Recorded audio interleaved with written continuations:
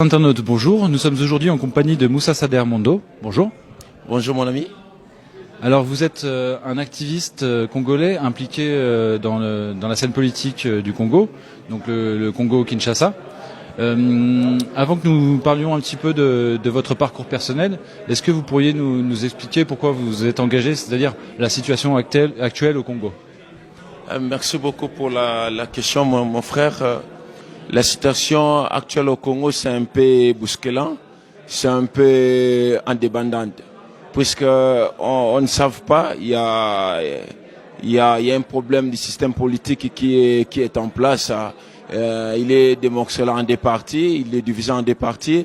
Les autres veulent garder le pouvoir, comme on peut bien dire, et les autres veulent qu'il y ait la démocratie. Donc le président Kabila, donc laisse le pouvoir aux autres.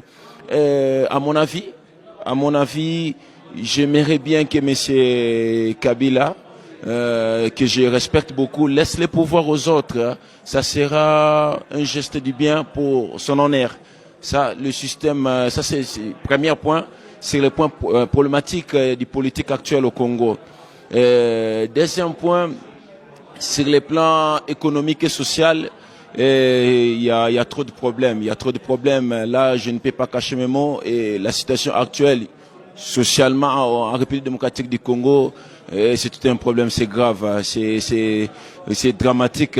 On ne peut pas, donc, on ne peut pas cacher ça. C'est juste, vous descendez à Kinshasa, partout à l'intérieur du pays, vous allez le voir. Donc, la situation est vraiment dramatique au Congo. Et alors justement en particulier parce que il y a la guerre au Congo depuis de nombreuses années, quelles sont les entreprises occidentales parce que vous venez vous-même du Nord Kivu si je ne me trompe pas, donc vous avez très bien vu le pillage des ressources du Congo. Est-ce que vous pourriez nous en parler? Quelles sont les entreprises qui pillent le Congo? Merci pour la question vraiment très sensible. La majorité des Congolais ne savent pas ce qui se passe au Congo. Aujourd'hui, nous avons 14 ans de guerre créée par l'Occidentaux et beaucoup de sociétés qui est connue. Il y a plusieurs recherches on nous a prouvé qu'il y a des sociétés foulanes comme Nokia. Nokia, il est parmi les auteurs de guerre au Congo, en République démocratique du Congo. Je ne pourrais pas cacher ça. Il y a eu plus ou moins 7 millions de morts jusqu'à aujourd'hui. Ça, c'est le premier point. Et nous, la jeunesse congolaise de la République démocratique du Congo, nous voulons, à bientôt on va réclamer, au juste, nous comprenons pas pourquoi il y a des guerres souvent. 14 ans de guerre sans objectif. On a commencé par CNDP, ça change M23, ça change les Maïmaï, ça fait que tourner au rond. Jusqu'aujourd'hui, on a fait des tours autour, Kampala, Addis Abeba, Captain A, Captain D, et ça fait que tourner, il y a aucun résultat. Jusqu'aujourd'hui, il y a des morts et nos politiciens sont incapables, je dis bien, je pèse mes mots, nous manquons des politiciens en République démocratique du Congo. Nos politiciens sont incapables de dénoncer tout ce qui se passe au Congo. Ils sont au courant qui est les Occidentaux, c'est eux qui mènent ces guerres. C'est l'Occidentaux, c'est l'Amérique qui crée souvent ces guerres en République démocratique du Congo et ça fait des morts. Et il n'y a personne qui pourra dénoncer ça parce que ils ont peur que leurs enfants sont en Europe.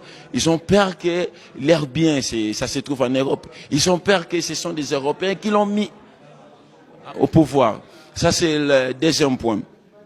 Troisième point, il y a un problème au Congo. Notre problème, c'est quoi? Les yeux des jeunes ou bien les yeux des Congolais sont bandés. Il y a des réalités, il y a des livres, il y a des internets qui parlent des histoires du Congo, du guerre du Congo. Et il n'y a personne qui regarde ça.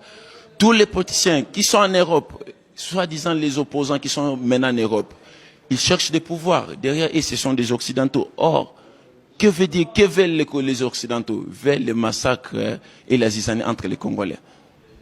Très bien. Merci. Alors, quel est le rôle spécifique de pays comme le Canada, les États-Unis, la France, la Grande-Bretagne et Israël, donc dans le chaos qui ensanglante le Congo depuis une quinzaine d'années aujourd'hui? L'auteur des souffrances des Congolais, c'est la France.